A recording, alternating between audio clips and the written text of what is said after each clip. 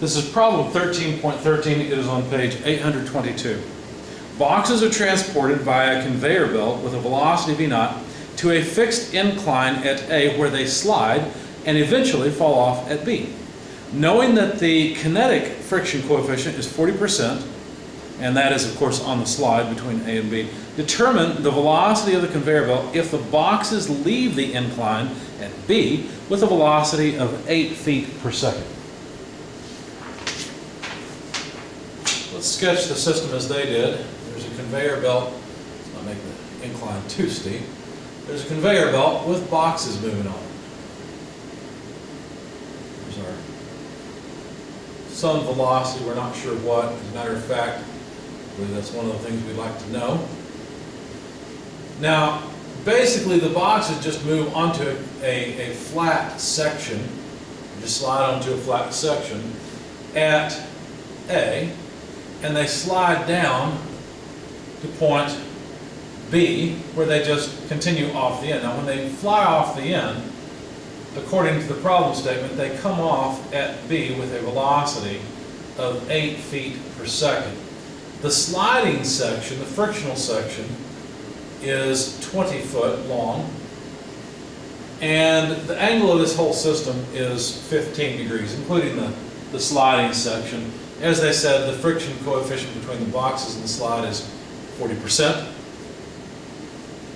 And we'd like to know the velocity initial, or in other words, the velocity at A.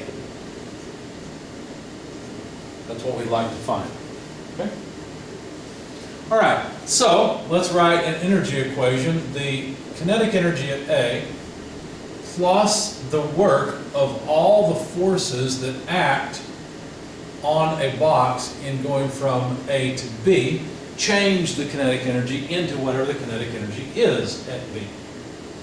So if we consider what we have, certainly the boxes are moving at A, mVA squared, 1/2 mVA squared, that is the kinetic energy when they enter the sliding section. They obviously move down, so we'll have a negative W delta Y from A to B, indicating what gravity is doing and adding energy to the box.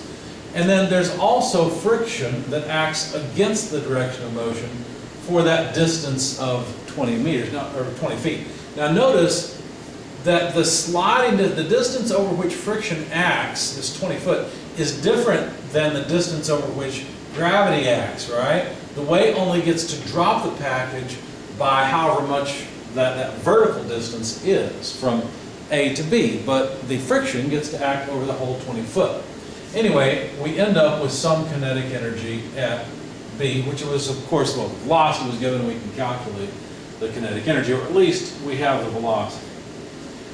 All right, now if we think of a free body diagram of a box when it is sliding, what would it look like? Well, friction would be acting upward, weight would be acting downward, and the normal force would be acting normal to the surface, right? So those are the forces on the box.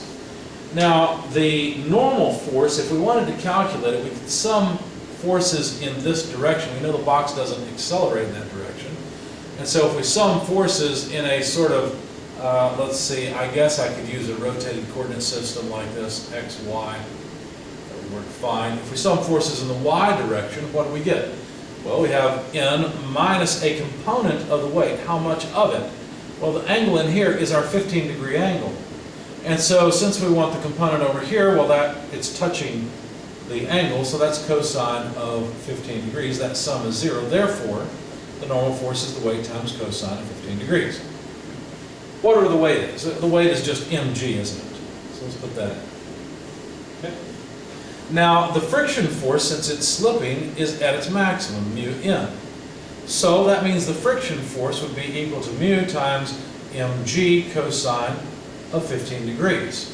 So now we have an expression for the friction force itself that we can plug in here. So let me do this. Since we're interested in the velocity of A, let me leave it by itself on the left-hand side and move everything else to the other side. For example, we will leave the 1/2 mvb squared. We'll move this term over. It'll become plus mg delta yab.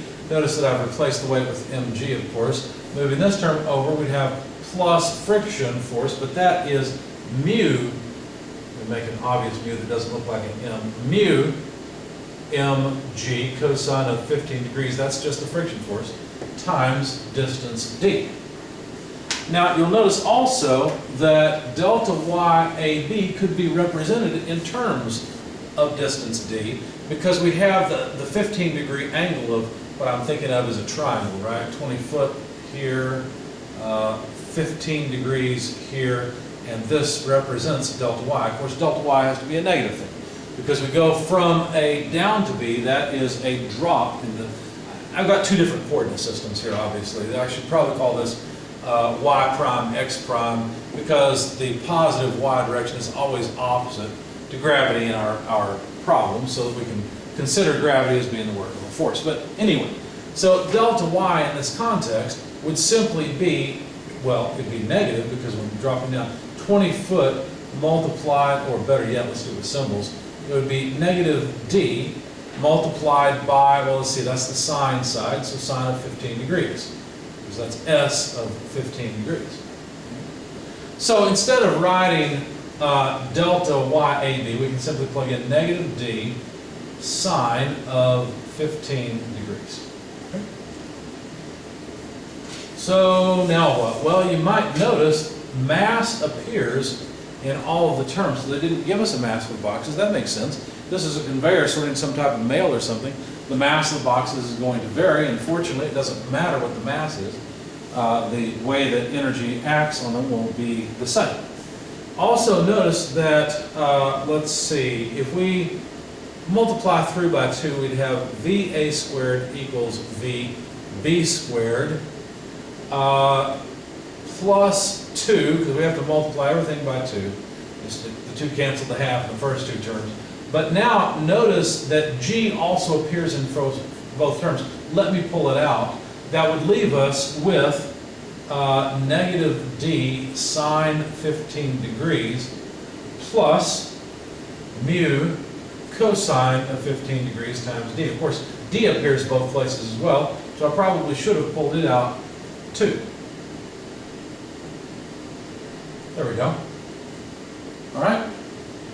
So now if we plug in, well, actually one more step, the velocity of A then would be the square root of the velocity at b squared plus 2gd multiplied by, I like to move things around, mu cosine 15 degrees minus sine of 15 degrees. Just so I don't have to write the positive sign, the plus symbol. So now we get to plug everything in. We have the square root of, let's see, 8 feet per second quantity squared plus 2 times g. We're in English units, so 32.2 feet per second squared times d, 20 feet, times the friction coefficient, 0.4, I need a longer square root, I guess, cosine 15 degrees minus sine 15 degrees, and there we go. Okay. When you plug all this in your calculator, you find that the velocity today must have been about 15.109 feet per second. So the boxes were moving about 15 feet per second here and slowed down to about 8 feet per second because of friction.